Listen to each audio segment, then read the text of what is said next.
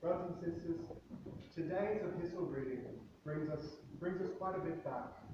It brings us back to the beginning of the first epistle of the Apostle Paul to the Corinthians, almost the very first verses 3 to 9. And as the apostle is wont to do, he goes off on a tangent.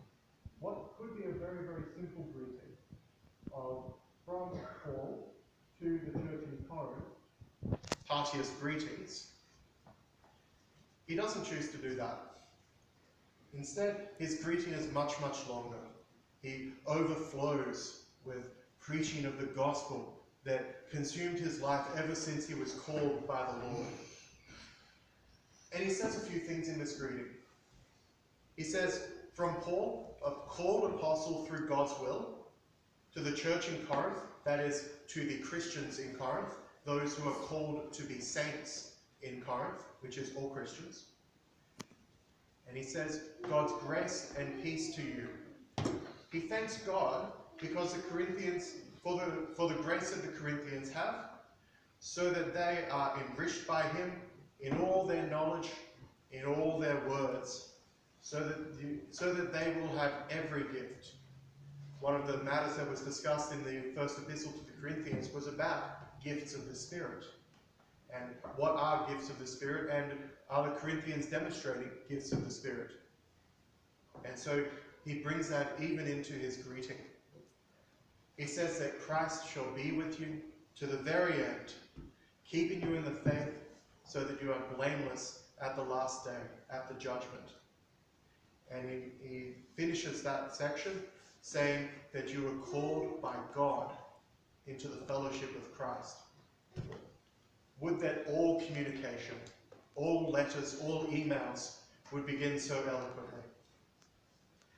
The apostle spends a great deal of time in his letter essentially telling off the church in Corinth, telling them even that he would not visit them until they had sorted out their problems. They were quite serious problems. And he said, you need to sort this out. And only then is it most productive for me to visit. In the meantime, he had other things to do. But for that, they needed to sort themselves out, and then he would be able to visit them. Yet the first thing that he does, even as he is writing a letter, telling them all the things that were wrong with their church, telling them all the things that were wrong with even their community, no doubt beloved members of their community, that he was telling them, you need to cut them off so that they don't infect the remainder.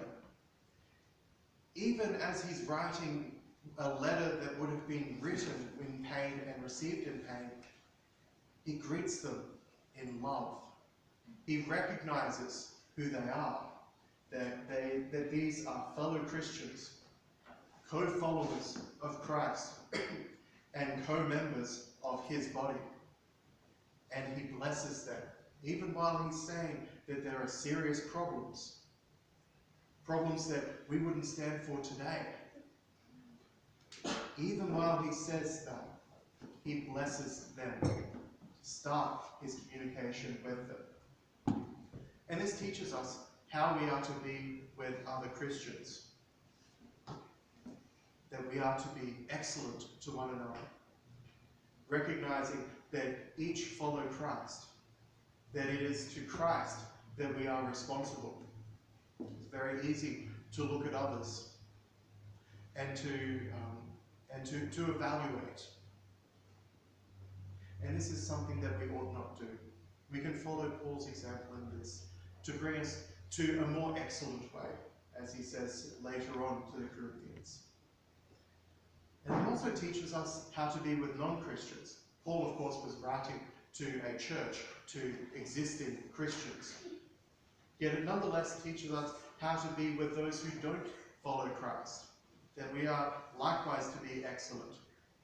Even those that Christ would say such should not be dealt with, that we treat, sometimes it is necessary to treat others as he puts it, heathen and tax collectors, that they are entirely separate, that we don't have anything to do with such. Yet, how is it that we are supposed to treat such people? We treat other people with love, no matter what they've done, no matter what they've said, even if it's against us, and especially if it's against us. We treat other people with love, sacrificing ourselves in order to do so. Not the love that the world tells us, but true Christian love, where we wrap everything in that kindness and generosity of spirit. That maybe it's not time to have particular conversations with those who aren't even yet followers of Christ. That we've put our priorities first. If we are to treat someone as a heathen and a tax collector, that doesn't mean that we cross the street to avoid them. It doesn't mean that we scowl. It doesn't mean that we shoot daggers. It doesn't mean anything of the sort. Quite the opposite. How was it that Jesus treated the tax collectors?